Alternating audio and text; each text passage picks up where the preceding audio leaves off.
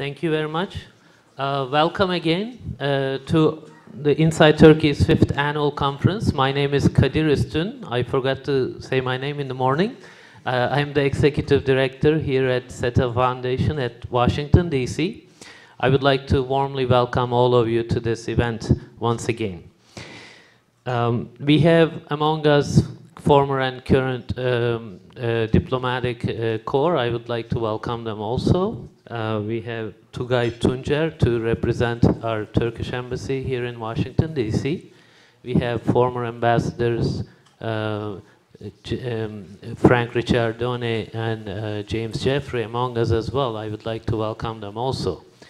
Thank you very much. And we have His Excellency Mehmet Simsek, Deputy Prime Minister of Turkey, who is in town to deliver his keynote address for our annual conference. And we are very honored for his presence. And I would like to just mention that he's been the Deputy Prime Minister since November 2015. And he's responsible for the management of macroeconomic policies in Turkey. He previously served as the Minister of Finance between 2009 and 2015, and he's one of our longest-serving ministers of finance. And he was elected to the parliament in 2007, 2011, and 2015, representing the Justice and Development Party. He obviously has a very long resume. He has many accomplishments in economy, and he played a key role in Turkish economy, weathering the most recent financial crisis, among many of his achievements. So I don't feel qualified to list them all here, but we are truly honored for his presence, and I would simply like to invite him to the podium right now. Thank you very much.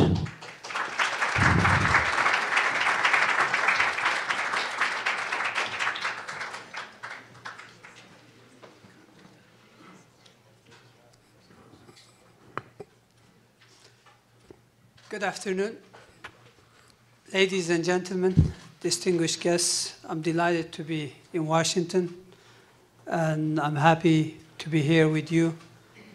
I do have a presentation, and I'll stick to the presentation.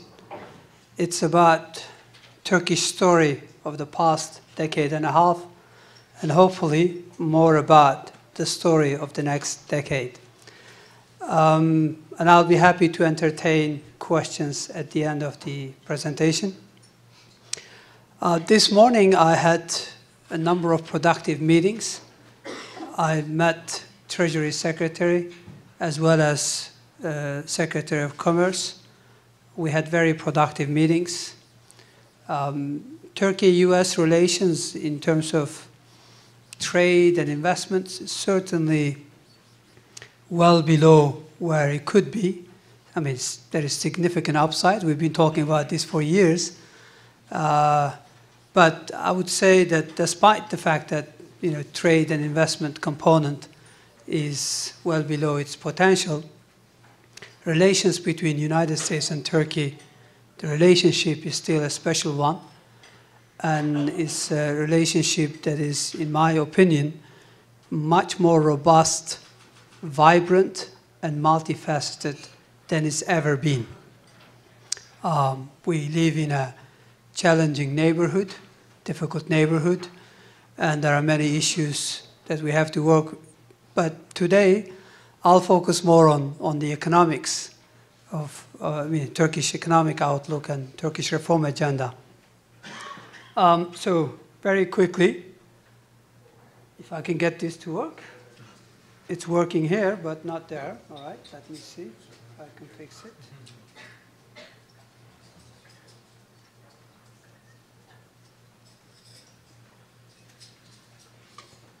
It seems to be working here.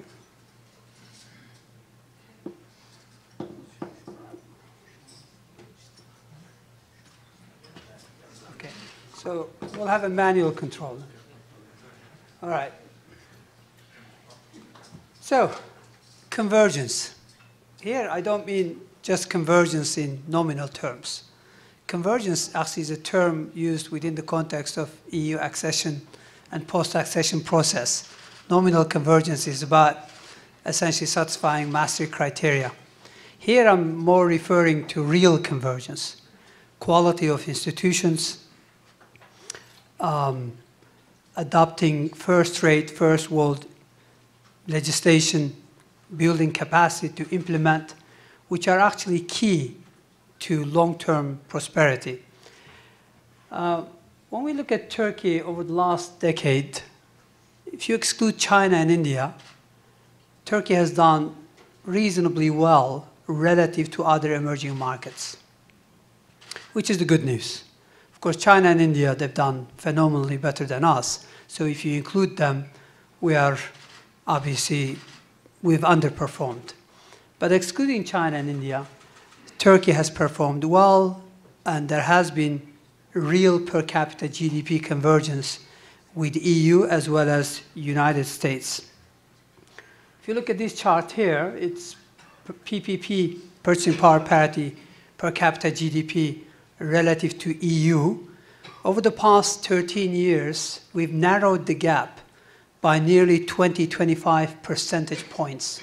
So if you go back to year 2000, Turkish per capita GDP was roughly about 30% of EU average.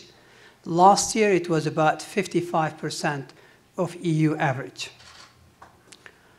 And these are some other signs that we've done reasonably well in a difficult decade that included one of the worst global financial crises, sovereign debt crisis in Europe, which is our key trading partner, and post-Arab Spring conflicts in our neighborhood. As you can see, per capita GDP, whether you're looking at it on a PPP basis or current exchange rate basis or in real terms, has expanded significantly. Emerging markets are out of favor right now, and Turkey is included in that basket. If you look at emerging market universe, the last decade, it was the darling of investors. Why? Because global dollar liquidity was abundant, commodity prices were going through the roof, meaning you had super cycle of commodity prices. And emerging markets, from 1990s, from 1980s, they've learned from their mistakes. They did some reforms. So emerging markets have attracted significant capital and significant investor interest and attention. It was deservedly so. But that era is behind us. Right now, emerging markets are not doing that well. And therefore, for the first time since late 80s, I would say last year, there were significant capital outflows in tune of, this is according to some guesstimates by IIF, probably about $350 to $400 billion of outflows from emerging markets. And Turkey also experienced about net $10 billion of outflows, mainly in the form of portfolio investments. So we are faced with significant headwinds. And if you look at the big picture, emerging markets have slowed, led by China. There were fears of hard landing. We don't think that's going to be the case. US is going to normalize its monetary policy regardless of what happens outside. Maybe the magnitude of it will be affected by what's happening externally. And a combination of US dollar strength and falling commodity prices is the worst type of cocktail or that you could imagine for emerging markets. And not surprisingly, we've seen emerging markets coming under huge pressure on the back of US dollar strength and weaker commodity prices. And of course, when you have all these headwinds, challenges, you also tend to get domestic political noise in emerging markets. And then you begin to think that emerging markets are on a structurally downward trend. Within this context, I just want to show you one chart which is interesting, and then I move back to Turkey. Pre-crisis, pre-global financial crisis, if you take GDP growth rate of pre-crisis, emerging markets would have taken only 36 years for emerging markets to catch up with developed markets, meaning for convergence. It would have taken only 36 years. Not bad, eh? I mean, in one generation, you could get there. Well, today, based on current growth rates, it will take 120 years. There you go. So, what a change in fortunes. The only way out is reforms, and that's what I would like to talk about. The story, the Turkish story, I know we haven't been in great headlines. Last few years, perception has deteriorated. Some of it is justified, some of it is not. I think the reality in Turkey is better than the perception. But still, perception counts. Perception matters. And we should address the gap, the deficit. So we're not naive. We're not saying that everything is great about Turkey. No, it's not. If it was, we wouldn't be talking about reforms. And therefore, realistically speaking, the only way out for Turkey is to go back to basics. And that means implement a structural reform agenda, revive EU accession process, and maintain healthy or sound macro policies. Post-2007, Turkey has had only one anchor, and that was the fiscal discipline. To a large extent, fiscal discipline has helped Turkey absorb external shocks, domestic shocks. But going forward, we're hoping that Turkey will have at least 3 anchors. EU accession process, which is extremely relevant in terms of rule of law, standards of democracy, and better institutions, better rules and regulations. Beyond the sphere of economics, I think this is very relevant. We cannot look up to north, east, or south for source of inspiration, for change. The only engine of change in our neighborhood is EU. And despite the difficulties that Europe has experienced over the past few years, EU still represent the best in terms of rule of law, democracy, fundamental rights and freedoms. So I think going back to basics means reviving the EU accession process, and that's exactly what we're trying to do, and I'm going to come back to that. Structural transformation. We consider it to be in 2 parts. One is usually people want to look up top-down, big macro reforms to fix problems fundamentally.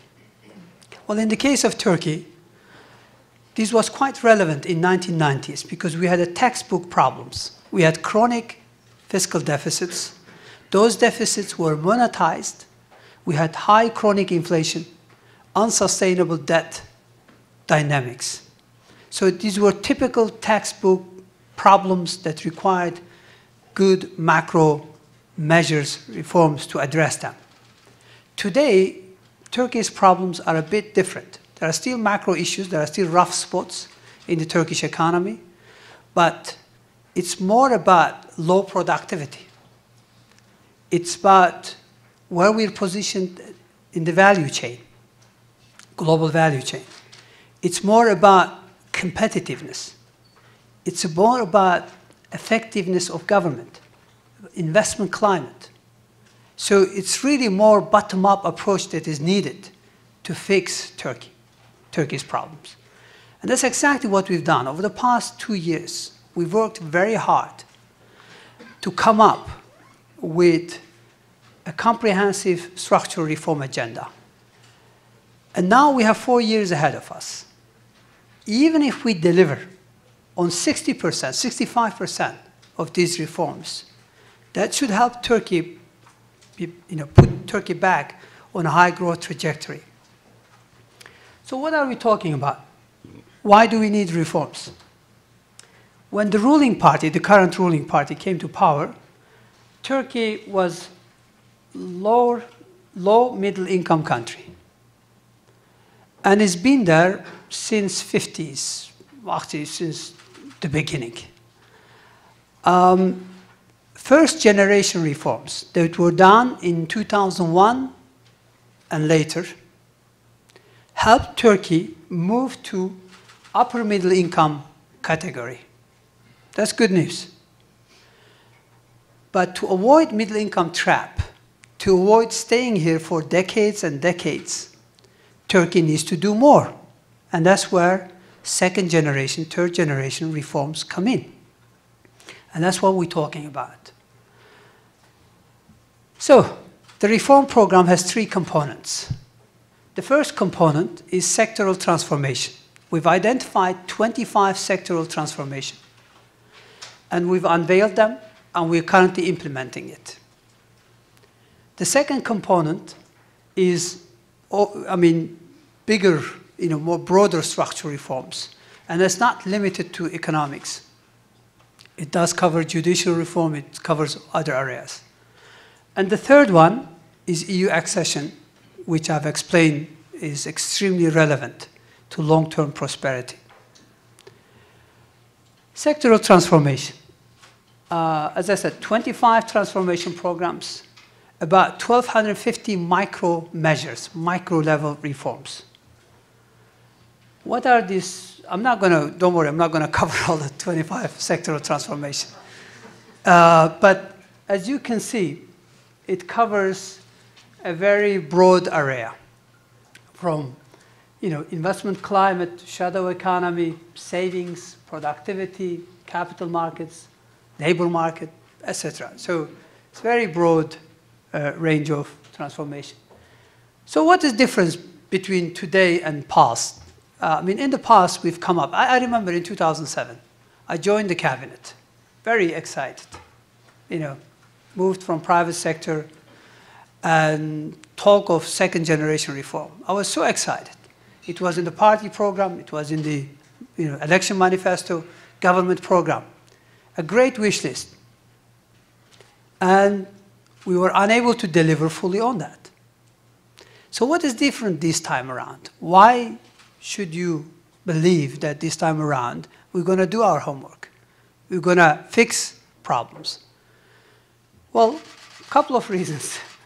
First of all, we have to do reforms if we really want to create enough jobs. Our working age population is rising at 1.7% per year. In EU 28, it's rising 0.1% a year. So 17 times faster. In OECD, working age population is rising at 0.6% a year, less than or around a third of Turkish, pace of increase. So clearly, it's a political necessity that we have to do this. So, if it isn't a wish list, do we have the government and public backing? I think there is a strong commitment. We campaigned on this front in the last. Yes, we had some election economics, but the key component in our campaign was that we have unfinished work. We have to do more reforms to move Turkey to high income sort of category. So that's how we campaigned. And I think that was an important component of our election campaign. Programs this time around were designed with inputs of all departments. So it's not like somebody like me or you sitting in one office and going through what's really great, would be great for Turkey. Actually, we set hours and hours and hours, with all relevant departments, designing all these measures. And we have created a mechanism to follow up the delivery. For the first time, we have a deputy prime minister responsible for monitoring of reforms. And the Economic Coordination Council, which I chair, will also be following up in terms of implementation. And we are committed to publish regular reports. Now, let me tell you a little bit about, that's 25 transformation programs, which is well underway. Over the next 3 to 6 months, almost all of these reforms will be sent to the Parliament. And we hope that much of that will also make it through, clear the Parliament.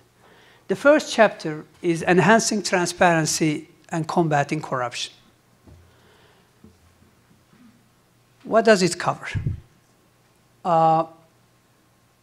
Ethics, integrity, accountability in public sector. We have a draft law on political ethical standard, ethical standards for politicians. That's going to go to the Parliament. The draft is almost ready. It will happen in the first quarter of the year. Public procurement. We are in the process of updating it in line with EU directives, eliminating the exemptions. Campaign finance disclosure. This is one important area, again, that draft is almost ready, will be forwarded to the Parliament. Zoning at municipal level. That's where, at micro level, lots of issues, Today, one key headline was that we've actually forwarded a number of our mayors to party discipline board for them to be kicked out of the party, and some of them are mayors. They use their position of influence. So clearly, this is one area we're going to push forward, and one area where we will address the gap between perception and reality. Corruption perception. Transparency International, UK-based, they publish Corruption Perception Index. In 2002, Turkey ranked 65th among 102 countries. So we are actually, perception-wise, among the 1/3 most corrupted nation in the world, or 102 country universe. That's 2002, prior to the AK Party rule. A decade later, or more than a decade later, we're now 64th among 175 countries, which, again, if you use the 175 country as a universe, we are among the least corrupted 1/3 of nations, roughly speaking. So actually, we've gone a long way. And this is not a Turkish statistics. But 64th place among 175 countries, not a good place to be. Much more progress is needed, and that's why the first chapter of reforms. Second chapter, labor market reforms. We need to create jobs. Even if we create jobs for 1 million people in Turkey, unemployment rate barely stays unchanged. If you were to create 1 million jobs in any European country, unemployment rate would collapse. Since 2007, we've created more than 7 million jobs. That's a huge achievement. Europe, during that period, has destroyed net 2 million jobs, meaning they've lost. And unemployment rate in Turkey has been sticky at around 10%. So we need to create jobs. And how do we do that? Well, that requires quite a strong effort. And that's why, we need to review, reform the severance pay, part-time work, private agencies, vocational training, etc., etc. That's one area that is difficult to do, I have to admit. Labor market reforms are always difficult to achieve. And it's going to be a litmus test for us.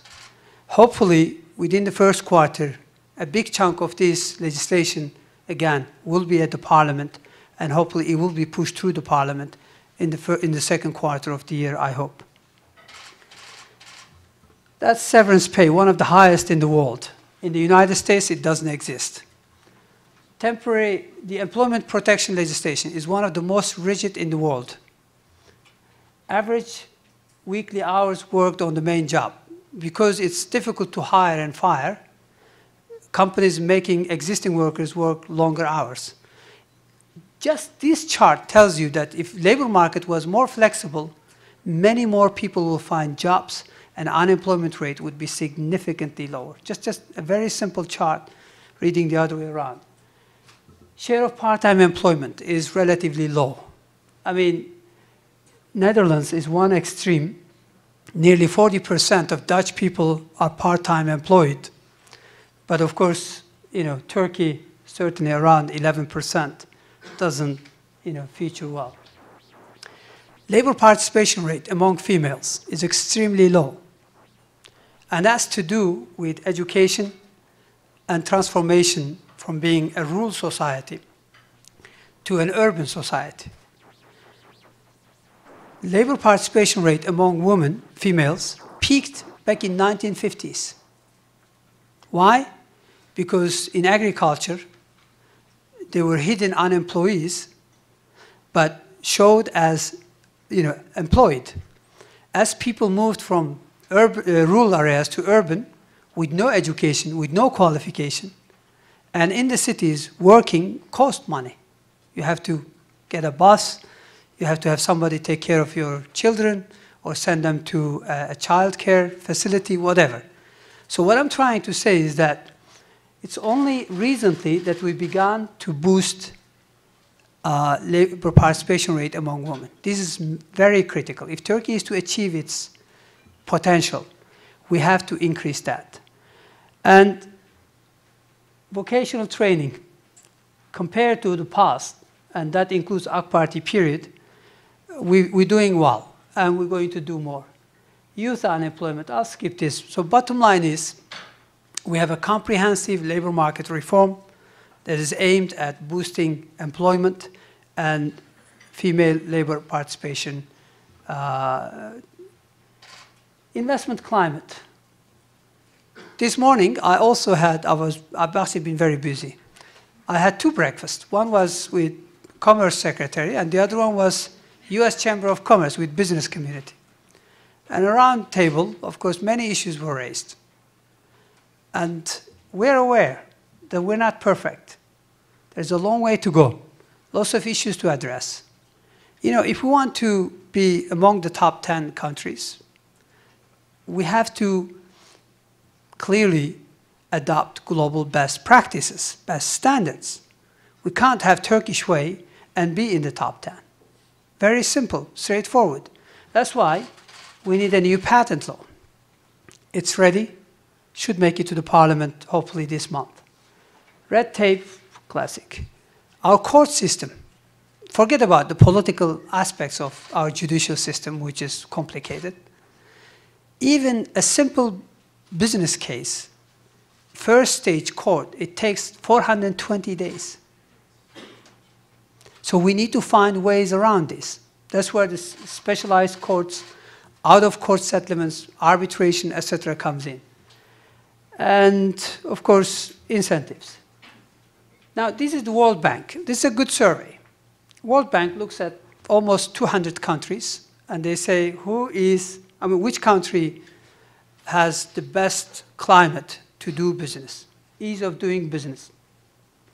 In 2005, Turkey ranked 84th among 175 countries. This last year, Turkey ranked 55th among 189 countries. So significant progress, but not enough. That means we have a lot of homework to do. And we need to continue to ease doing business. Competitiveness. This is from World Economic Forum. Turkey ranked again 58th place among 122 countries back in 2006, 2007. Today it ranks 51st among 140 countries. So much better than where we were, but again, long way to go. Productivity, again, among OECD nations, we have low productivity. And in terms of value chain, unfortunately, we still have strong concentration in low and medium-low technology products.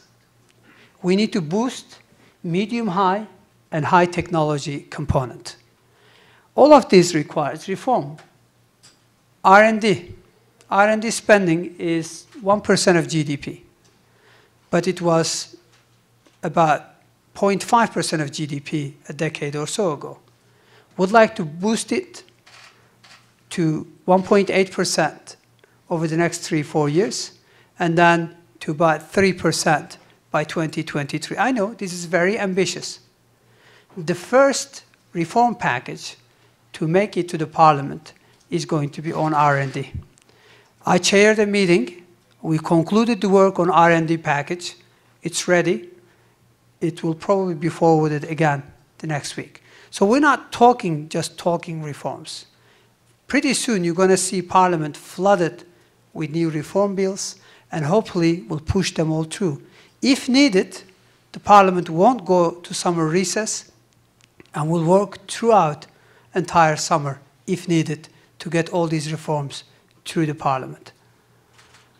There's been some progress, from patent applications up 6-folds, industrial designs up 2-folds, trademark applications up almost 3-folds. And in some of these measures, we're now among the top 3 in Europe. Logistics. This is one area where we're investing very heavily in infrastructure. But we would like to move from infrastructure investments to more of a focus to make Turkey a logistical base. Public finance. We're doing well here. We almost have a balanced budget. Yes, in 2015, we had almost 0 deficit. That compares extremely favorable with other emerging markets and with EU and OECD countries. But we would like to institutionalize this. It shouldn't be dependent on individuals, or it shouldn't really be just a matter of that cycle or the other cycle. That's why an income tax reform is ready, is at the Parliament. We're going to be doing a reform on taxpayers' rights, tax procedure code, because there's been a lot of complaints on this area as well. We're going to do an expenditure review. Yes, we are prioritizing education.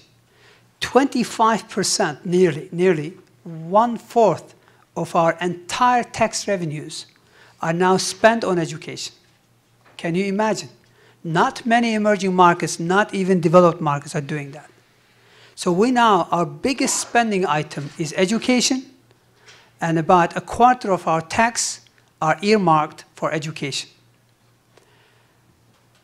Performance-based budgeting, that's another one. Turkey's fiscal deficit.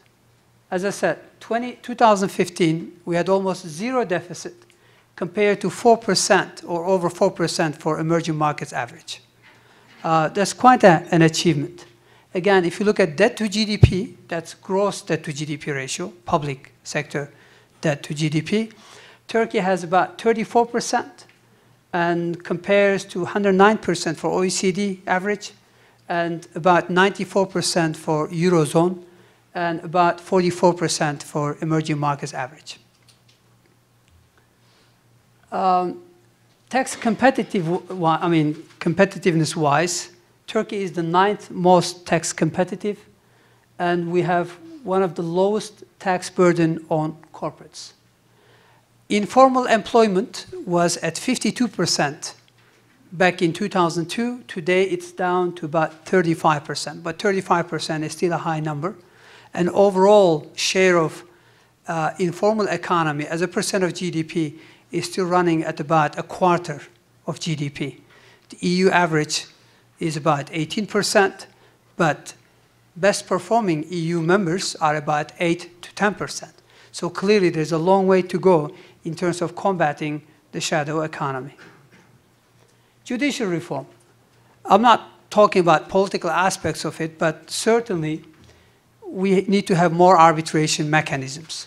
So that's what we've established Istanbul as an arbitration center, and we're going to continue along that path. Specialized courts I've mentioned. We're going to change the so-called expert witness mechanism, and we're going to create new appeals court. Right now, the Supreme Appeal Court has 1 million files, 1 million cases in front of it. So we need to create more appeal courts at lower level to deal with these files. So I'm purely talking about performance economy here. Trial length, I mentioned. Education reform. Here we're talking about teachers training, performance measurement, vocational training, school-based budgeting, foreign language, because we're not good at it, and lifelong learning programs. Education really matters. And this chart tells you that the higher the level of education, the higher per capita GDP. This is log PPP, per capita GDP, meaning standardized. Schooling rates are rising very fast. Entire education, public sector education system is completely free, including universities. There are no tuition fees. Every student is entitled to either a scholarship or a loan. Every single student, no exception. Everything is financed by the government. So access to education has improved. But quality of education is still an issue. This is PISA results. Basically, the chart shows the gap between OECD average scores and Turkish score in science, in math, reading, and average. As you can see, across the board, the quality of education is improving, but is still below OECD averages. So we have to do more work on enhancing quality of education. That's one key area we're going to have to work. And our strategy is to hand over vocational training, technical schools to private sector, because they do much better job than us. In fact, in organized industrial zones, we are already paying per student for private sector to build schools and run schools.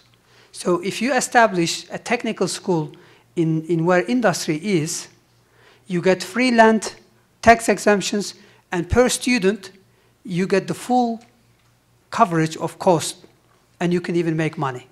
So that's the new model. We cannot just rely on government, but we will finance it. We want more competition. Without competition, you cannot be innovative, you cannot be productive, you cannot improve quality. And that's where competition is much needed. Now, if you go back to year 2000 and look at Turkish population of 25 years and older, what you will see is that average years that Turkish population spent at school were only 5.5 years. So Turks were primary school graduates in the year 2000. It has improved now. It's closer to 8 years now. But 18 million students who are in the system today, they're going to have an average 14 years of schooling, 14, 15 years of schooling. That means tripling the length of education for a population of over 25 years within a decade or two. What does that mean? It means that Turkey will, over the next 20, 30, 40 years, reap the benefits of what we are doing today. The minimum compulsory length of education now is 12 years. And if you add university, which is increasingly more people are going to universities. So equally important, a decade ago, if you go to high school, secondary school, there were only 65 girls per 100 boy students. Can you imagine? A big chunk of your female population wasn't going to school. Today, that has changed dramatically. In primary school now, we have, on a gross basis, 102 girl students per 100 boy students. And in high school, we have 95 girl students per 100 boy students. So we are actually addressing that gap. And that is key to labor force participation. And that shows, this chart shows you, among the illiterate, labor participation rate among females is only 16%. But those who are university graduates, it's 71%. So we are on the right track. The next few decades, structurally, actually, will provide a very solid foundation for higher growth and real convergence. That's why the title of my presentation. Liberalization. In 1980s, Özal has done phenomenally well. I mean, of course, I'm talking about post, multi-party democratic period. We moved from import substitution to market economy. And if today Turkey is not in the same league with Iran or Egypt, which we were, by the way, in 70s, 60s, we were in the same league. If today we're not, despite lack of natural resources, that is thanks to Özal. He's done phenomenally well. I wish we could do as much as he does. He did. In the year 2000 and beyond, we've done lots of privatizations and liberalization and more competition. That worked well. That's why Turkey moved from low middle income, being a low middle income country, to upper middle income country. Of course, we now need more reforms. So that also will continue. Energy market. We've done some deregulation, but the work is unfinished. So there is more to be done. It's one key area because energy is essential to competitiveness and long-term growth. This chart tells you that in terms of product market regulation, we have very rigidity, a lot of rigidity. And that's why, again, more reforms are needed. Public administration reform. Civil service, you don't measure their performance. You can't really make them accountable whether they provide quality service or not. That has to change. We need to move to a performance-based culture, a performance-based system. This is tough, I have to admit, but it must be done. I mean, we have to do something about it. And this is, again, one other area. EU accession process, the final chapter of my reform agenda. EU was the engine of change for Central and Eastern Europe. I think EU is a great success story, regardless of what you think of Europeans. Or EU in general. No, seriously. Because at least, I mean, look at how Poland, Hungary, Czech Republic, others have done. And the reason is EU. EU was the engine of change. Economic, political, and social transformation was driven by EU. And I have to tell you, between 2002 and 2007, a chunk of transformation in Turkey was also driven by EU accession process. So we're very grateful to having such a process. And that needs to be revived. That's key to enhancing rule of law, strengthening the standards of democracy and building quality institutions. So far, we've opened 15 chapters out of 33 chapters. Why can't we open all of them? Because there are all sorts of political blockages. I was recently in Brussels to open a chapter on economic and monetary affairs. That chapter was blocked until recently by French, because chapter is about EMU, meaning post-EU accession. It's not about EU accession, it's about adopting euro, it's about Maastricht criteria. So they said, well, we don't think Turkey should be a member, and therefore why should we even open a chapter that is associated with post-membership? That chapter is now open. It's about central bank independence. It's about good, best practices across the board in fiscal and monetary affairs. So opening of a chapter doesn't guarantee everything, but it is a journey that is so relevant. So in my view, it doesn't matter whether we become an EU member, full member or not. The journey itself is so relevant. The transformation itself is so much needed is so relevant that it doesn't really matter. And if we do everything that is required to become an EU member, and don't become an EU member and become Norway of EU, Switzerland of EU, does it really matter? EU wins, Turkey wins. But I'm absolutely convinced that Turkey needs EU, and EU even needs Turkey more. And if Turkey does what it takes, inevitably EU will have to accommodate it. So again, no need to complain about politics of enlargement. Yes, it's unfavorable. Yes, they're not maybe sincere. They're not treating us fairly. Doesn't really matter. I mean, if they did, it would have helped. But even without that, we have to push these reforms through because we need it.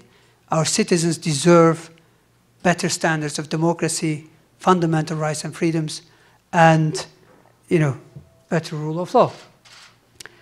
So here is what practically we hope to achieve with EU. We would like to expand the customs union agreement with EU to incorporate public procurement, services, agriculture, which means actually joining all the EU single market. Now this is very important, and this year we're hoping to achieve that.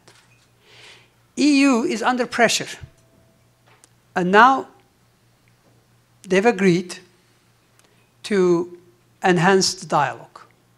It doesn't matter, whatever the reason, refugee, etc. What matters is that this will give us the opportunity to open more chapters, including chapters associated with judicial system, etc. But equally important, we would like to upgrade our customs union agreement. Why this is relevant? This is so relevant because United States is negotiating TTIP, a free trade agreement with EU. And it looks like we might be left out of it. That would be an unsustainable situation. We would like to upgrade our deal with EU and allow United States and EU to dock Turkey in this new agreement. So if you have a new deal with EU, technically speaking, the deal between EU and United States would apply to Turkey in a two-way traffic. So that's what we're trying to achieve. We're not afraid of competition. We're not. The more competition, the better it is for Turkey in terms of innovation and productivity. And we can compete with Europeans. We can compete with others. So we're very strong. EU has agreed, in return for some reforms and some, the refugee agreement, to provide visa exemption. Now, this is very important. If you have visa exemption, that means there is already freedom of movements of goods. So now you're talking about freedom of movements of people. Of course, the enhanced deal would include freedom of movements of services. And that's great. So clearly, we have a lot to be done, and practically we think this is achievable. Long-term outlook. So I talked a little bit about reforms, and this is the final bit. I'm finishing it. In the long run, what really matters in terms of prosperity, lasting per capita GDP increase, real convergence, catching up with best, most advanced countries. What really matters? What matters is quality of institutions. What matters is demographics and productivity. Now, quality of institutions, I'm not going to go through the whole chart, but from Open Budget Index to institutions by World Economic Forum, Fraser Business Regulation, Corruption Perception, Index of Economic Freedom, Ease of Doing Business, all these indices, across the board. Over the past decade or so, there has been progress. But Turkey is not where it would like to be. we are either among the best 1/3 or somewhere in the middle. More progress is needed. And the key to this is EU accession process. Yes, more reforms, EU accession process. Working age population, I mentioned earlier on. This is the picture. Working age population growth will remain in positive territory in the next 20, 30 years. In EU, it's almost flat. And that gives us a golden opportunity to narrow the gap with EU, to continue to converge with EU in real terms. And we will achieve that. The key to this is education reform, equipping people with skills needed for new world. Age of robotics. We have to, and that's why labor market reform comes in. That's why the education reform comes in. Productivity. The best way to, well, the only way to boost productivity is to do structural reforms, invest in infrastructure, and more competition in all product markets. This is the productivity index over the last decade, meaning how it fared. So in terms of overall productivity, we are among the lowest in OECD. Remember, I showed you a chart earlier on. But this chart tells you that over the last decade, Turkey has been one of the top countries in terms of enhancing productivity. So increase in productivity. This is the good news. That means we are on the right track, but there's a long way to go. This map of highway, I could show you the same map with railways. The top map is pre-Justice and Development Party. Turkey's dual carriage highways, motorways, meaning multi-lane roads. The top one is January 2003. The bottom map is December 2015. As you can see, we've done reasonably well. Now we're doing almost the same thing we're going to be doing over the next decade or two on railways. We're going to privatize, prioritize railways.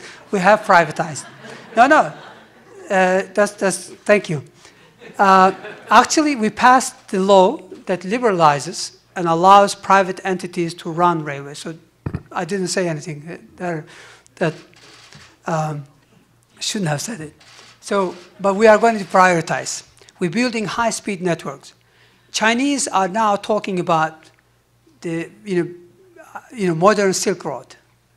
And Turkey is going to be a major part of that. In fact, we're going to be doing our own part well before China has done the rest, because our infrastructure is almost ready.